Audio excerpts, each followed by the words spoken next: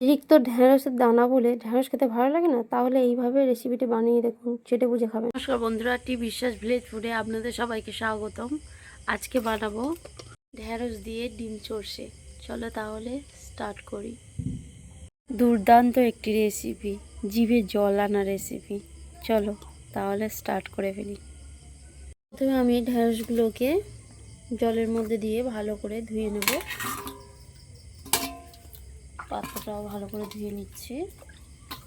ঢ্যাঁড়সগুলো একটু বড় বড় নিতে হবে, দেখতে হচ্ছে সাইজ।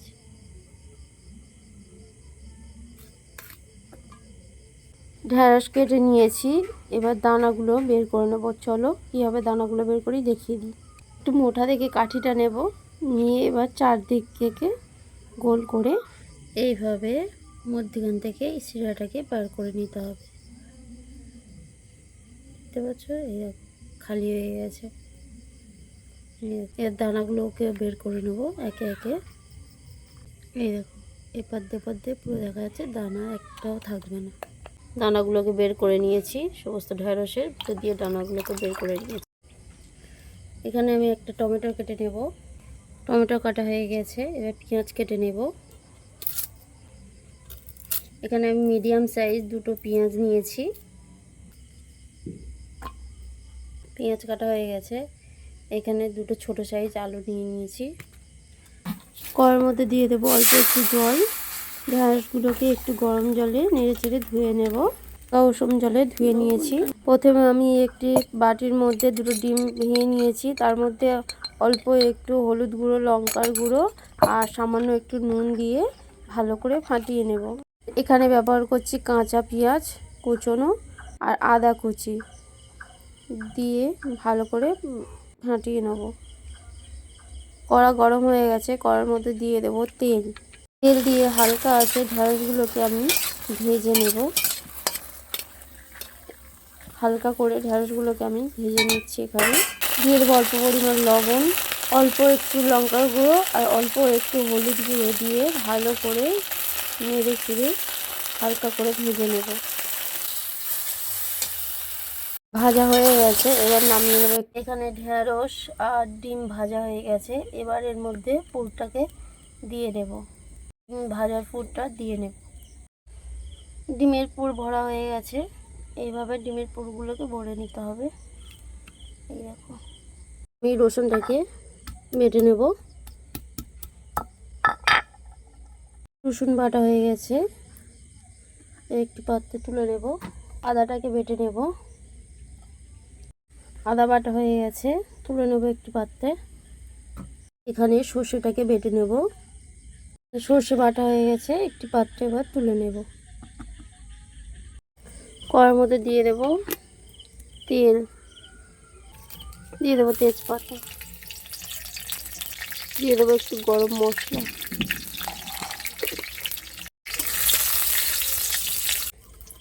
দিয়ে দেবো পেঁয়াজ কুচি,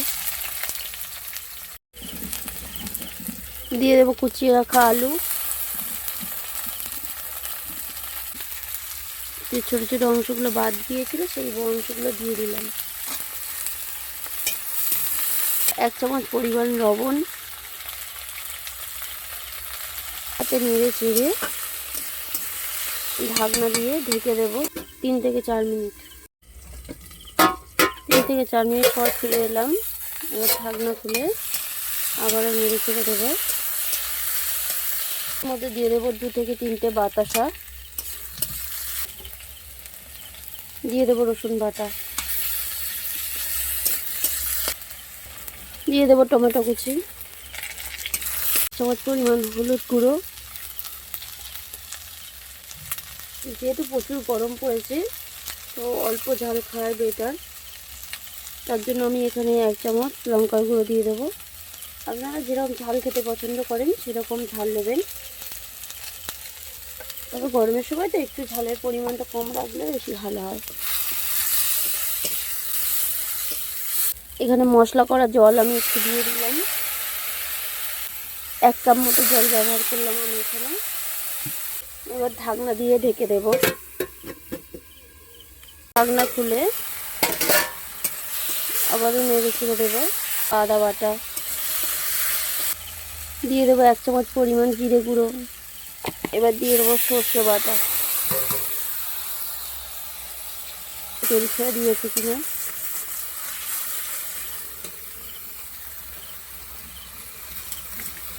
ঝুড়ো করে রাখা ডিমগুলোকে আমি দিয়ে দিলাম। এবার পরিমাণ মতো আমি জল দিয়ে দেব, ঢাকনা দিয়ে ঢেকে দেব ফুটে ওঠা অবধি। এবার ঢাকনা খুলে একটু নেড়ে চেড়ে দেবো, দেখে আলু হয়ে গেছে কিনা।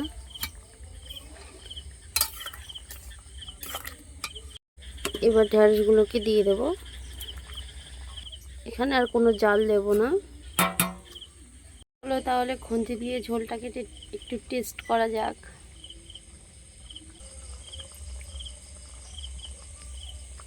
মারাত্মক, খুব ভালো হয়েছে, খুব সুন্দর হয়েছে।